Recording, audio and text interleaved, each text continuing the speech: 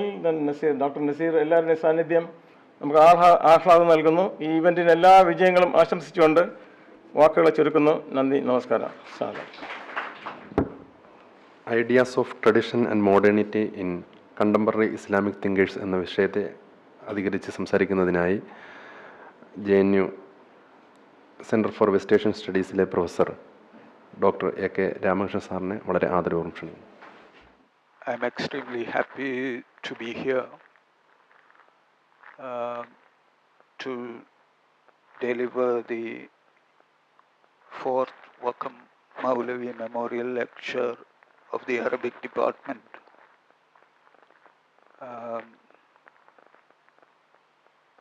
Dr. Tajuddin, Shri Suhair, with Shri Suhair, it has been a long association. Thank you for reminding the 1986 lecture. I was very young at that point of time. And that was the beginnings of the Vakkom Moulavi Foundation also.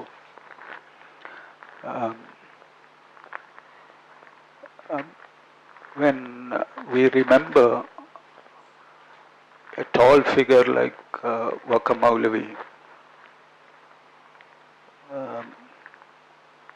there are too many memories that come to my mind. I'll talk about some of them to point towards the subject of my lecture, but that's very important. Dr. Nasir, Shri Ashraf Kadakal,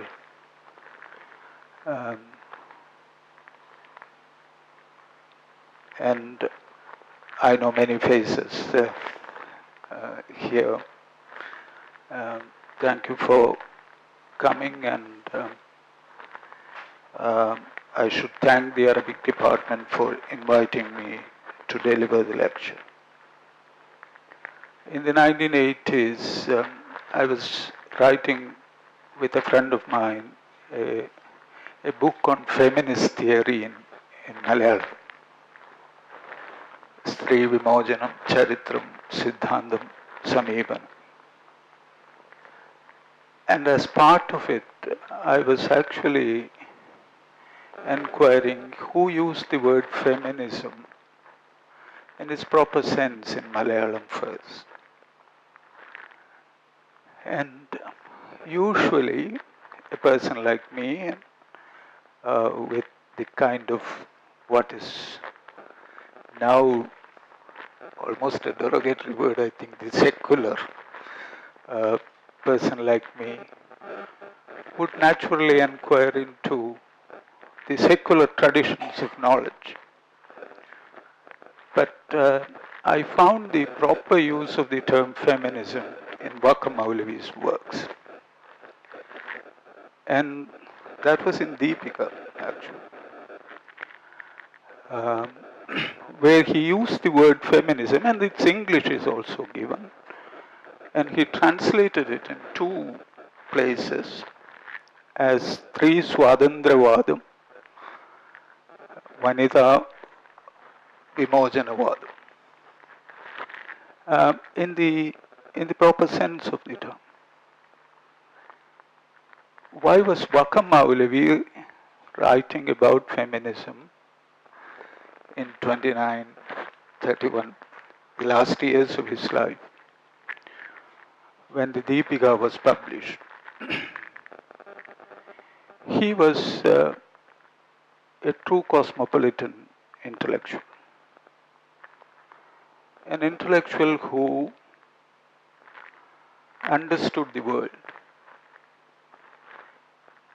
You work in a context, in the context of Travancore at that point of time, with all its social milieu, the problems attached with different communities, its politics, and its own tradition of knowledge as well. But to him, there was a wider world outside. It was in 1923 that the Egyptian Feminist Union was founded by Huda Sharawi, Sisan Abrawi, and many others, with that precise name, Egyptian Feminist Union. And I've heard in the 80s and later that feminism is a Western concept. If it was Vakkom Moulavi talking about here, or if it was happening in Egypt in the late 19th century, but in an organized form in the 1920s, it was very significant for us to understand that there is a different world that was accessible through the Arabic language, through the interaction between Muslim intellectuals and secular intellectuals of that time, from the West Asian and North African region. And that heritage is of significance for Moulavi, and it is really passed on to us. And we cherish those kinds of contributions. Vakkom Moulavi's name obviously is always attached to the tradition of Muhammad Abdu and part of Rashid Rida, the Al-Manar tradition. And the key word obviously there is ijtihad. And you cannot by any means remove the idea of ijtihad from Moulavi's contributions. And I'll take that as an entry point to the discussion on the topic of tradition and modernity in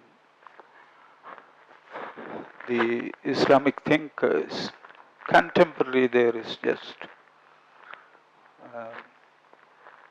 a kind of general context.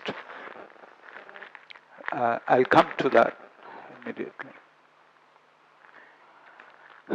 In the Arab Islamic intellectual side, two words are often used, not as simple words but as concepts. One is turas, which is heritage or tradition. And the other obviously is tajdeed, which is modernity or renewal. Heritage and renewal, tradition and modernity. Turas wa tajdeed.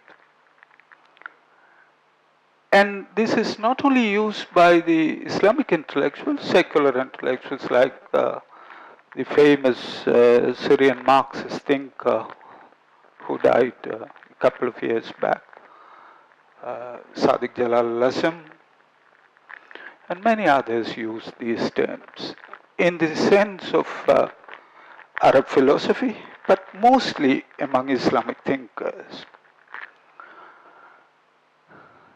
What do they mean by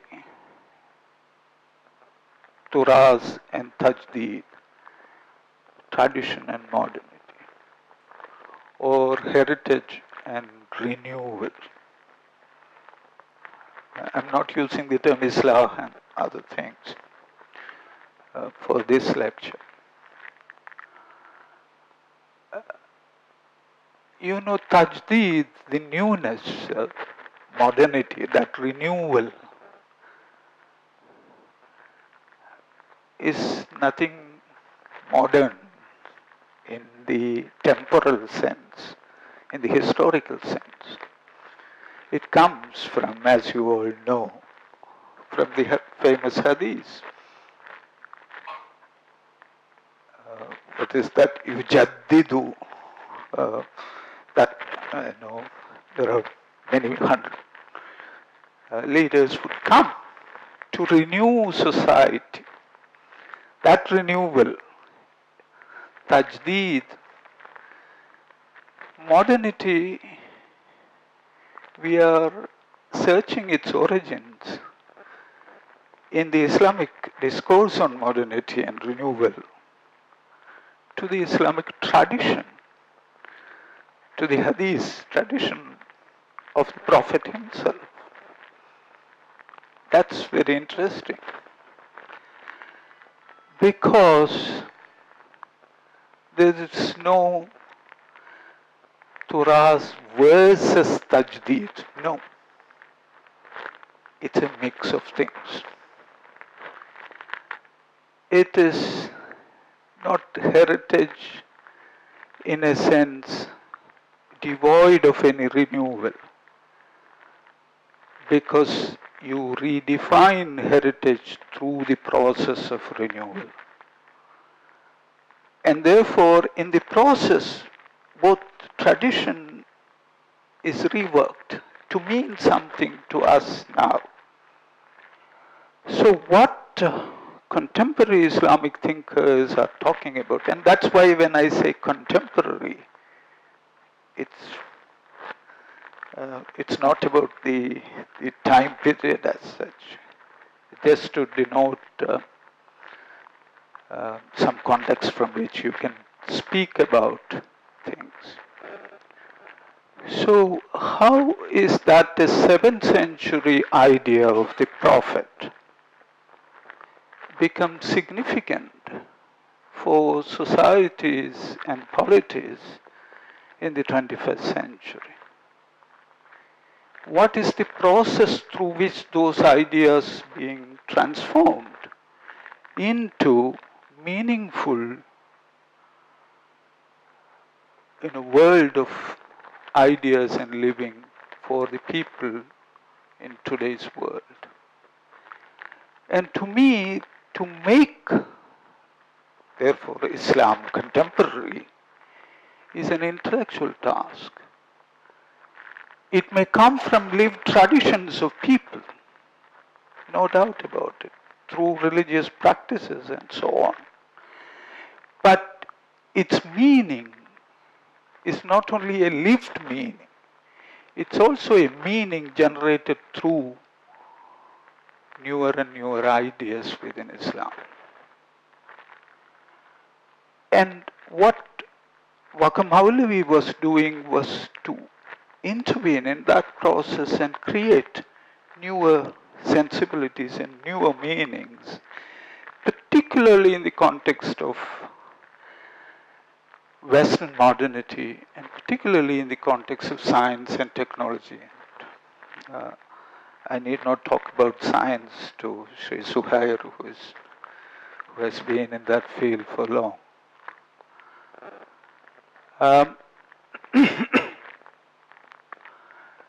That's why you see, if you read Vakkom Moulavi, in Deepika, for example, you will see the initial pages with the Arabic script of the Quran and it's his own interpretation of it. And then the rest of the pages, you have that long article, or I don't remember its length, but that prominent article about Albert Einstein in the Deepika. And Einstein got his Nobel Prize in the 20s, you should remember. And similarly, you will have small, strips of information in his publications on a variety of scientific developments, particularly in the field of what was happening with sound, what was how the recording processes come in, and what's going on, etc. And you have the tradition of Jamaluddin al-Afghani and Muhammad Abdu,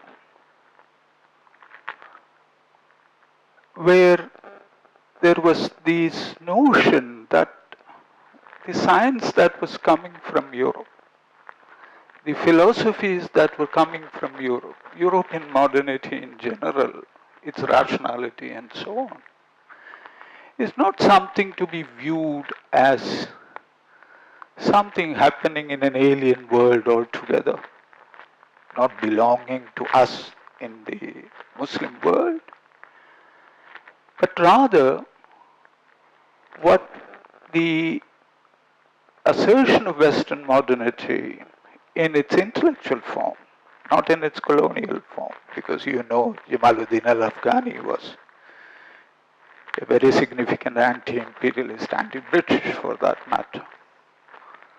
So there was no acceptance of colonial domination of Western modernity by any means. But its philosophies and sciences, according to them, was something that not only coexists with the knowledge that Islam has produced, but also that there is enough scope for a mutuality of engagement between thinkers from the Islamic world and thinkers and people of science from Europe, called Islamic modernists, a term which doesn't exist now. But at that point of time, it was very important in that sense. And so Islam and the West is now seem to be two poles apart. But not during their times. It was an open communication channel was always there. It existed. And we learn a whole lot from how Afghani and Abdu on the one side, and Ernest Renan, the famous European writer on nationalism, on religions, on philosophy, that conversation was extremely significant.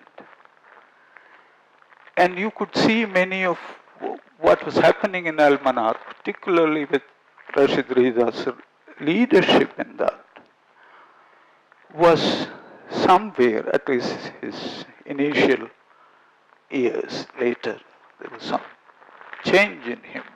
One could understand that. But you could see that this kind of conversation was going on.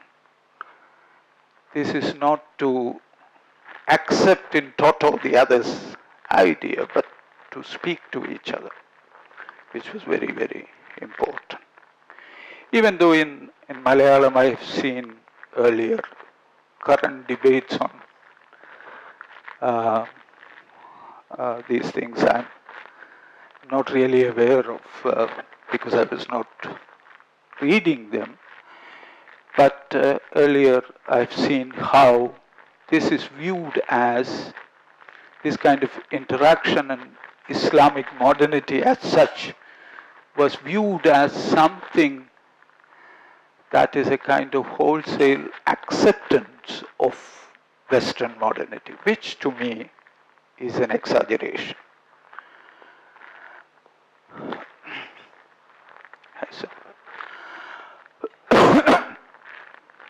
So I was talking about Turaz and Tajdeed. And in the Afghani Abdu Rida tradition, Islamic Turaz and Western Tajdeed was two entities which can converse with each other. But that was not their aim. Their aim was to initiate that renewal process, the Tajdeed, within Islam itself. And that is why the famous Quranic commentary that we read from Abdu, for example, which is extremely significant, because the opening that it provided was a great opening, in the sense that you could now see ijtihad as a process of linking the Turas and Tajdeed. You see, what emanates out of Turas, what becomes the renewal process, is through the application of human rationality in the interpretation of revealed texts and its associated sunnah and other things. And that rationality has always been part of particularly the Sunni tradition of legality, for example, because ijtihad has always been a source of law. With ijma, with qiyas, apart from the Quran and the Hadith as two basic pillars of the Sharia. But ijtihad has always been, even though the proportion of it changed according to the madhab that one belonged to. Lesser in, obviously, in the Hanbali tradition, but still there in certain forms. This ijtihad, as I was always telling my students, it's not only a question of one becoming a mujtahid, it is a part of who can do ijtihad, whether you call them in the proper religious sense a mujtahid or not. I always thought there are two very significant conditions attached to one becoming an interpreter, a kind of hermeneutician in the Islamic sense, even though hermeneutics is directly related with the Bible and so on. But that hermeneutics of interpreting the text, who is, the proper authority to do that? This question has always been there. To me, there are two very significant requirements, and those requirements include a variety of other things, but two broad requirements. One is that one should be well equipped to deal with the tradition. The Quran and the Hadith and everything attached with that, and the whole Islamic tradition in that sense. And such scholarship usually was in the madrasas, in the higher madrasas, especially in Islamic learning centers. But there is the other requirement, that you are interpreting the tradition, you are doing the ijtihad for particular purposes, in particular points of time. And therefore that contemporariness of interpretation. And therefore one should be extremely aware of and knowledgeable in the philosophies, politics, and society, and the whole gamut of things attached with it, and the sciences and so on, of the context in which the interpretation of the texts are done. That knowledge of the modern is always somewhere else.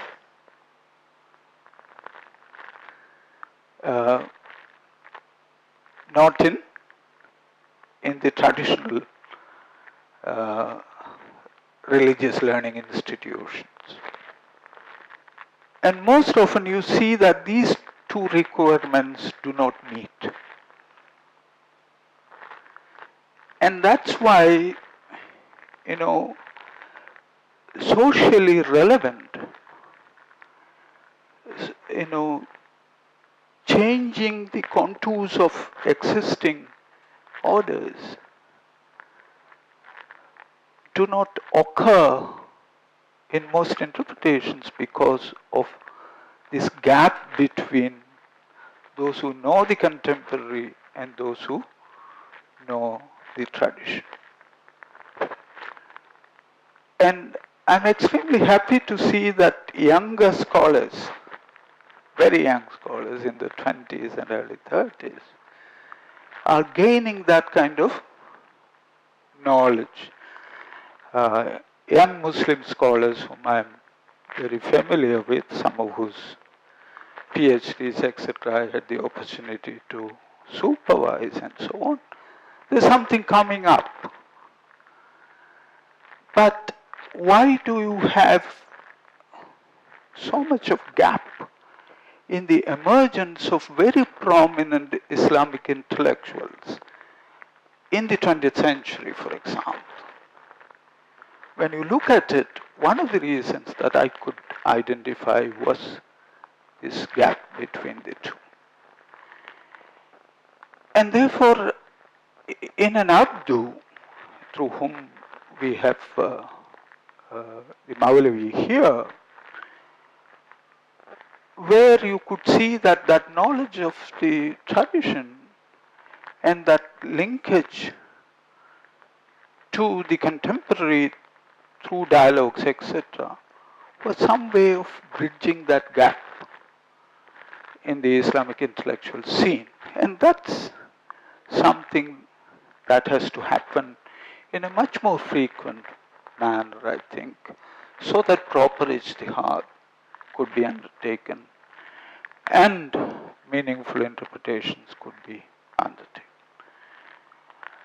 I will not go into specific intellectuals per se, maybe mention a few in between, but the point I want to drive at is of how tradition and modernity, or heritage and renewal in the specific sense, have been deployed by these intellectuals in a variety of ways. You have people like Hassan Hanafi in Egypt, a contemporary thinker in that sense, in his 80s now, but very active.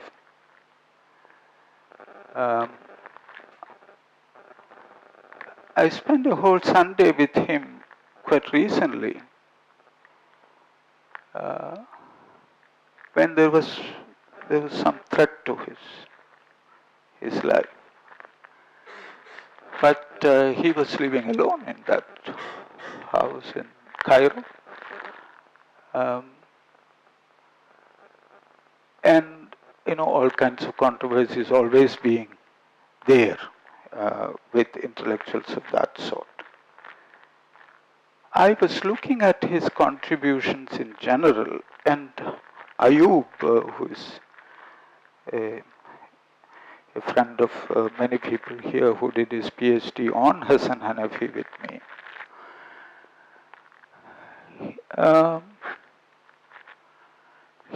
Ayub was mentioning on the variety of aspects of Hanafi's thought,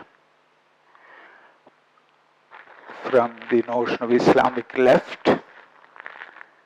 Now, like Islamic modernist, you don't hear about the term Islamic Marxist anymore, isn't it? In my younger days, that was a common term. Now they are impossible kind of thing. But still we have the Catholic liberation theology people, isn't it? In Latin America, those who interpret the Bible And I was giving that lecture on Shariati.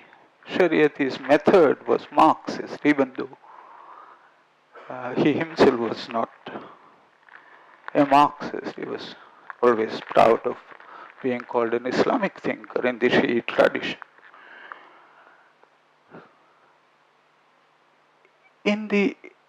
There are many things going out where innumerable possibilities were arising in the Islamic world, but not to traditional thinkers, no. Because an Al-Farabi to us, or anybody for that matter, even part of Imam Ghazali, with all the Persian and Sufi and many other things in him, even though he is supposed to have confronted the Greek rational thought in Islam and reinstated the importance of revelation and the Sunnah in Islamic thought, Imam Ghazali. But even in him you will find some elements of earlier philosophies, the Neoplatonic philosophies of that kind. Some of us, at least 6 of us, Dr. P.K. Datta, Mohinder Singh, myself and Nivedita Menon and others, we had a reading group. We read Al-Farabi for 3 years. Just the Attainment of Happiness, one book, which is simply his own take on Plato and Aristotle, Farabi's thought. And the way, the methodologies of invoking Plato and Aristotle in Islamic thinkers is mind-boggling. You see, you will find through the repetition, by adding one more level at every stage, how, without today's footnoting or referencing style, etc., how traditional Greek thought was thought through and approached by Islamic thinkers of that kind. When you read them, read a Farabi or Ghazali's own take on science, etc., you will not, for a moment think that these were people who lived several centuries back. No. And I always had the hunch that ideas have their own temporality, their own time.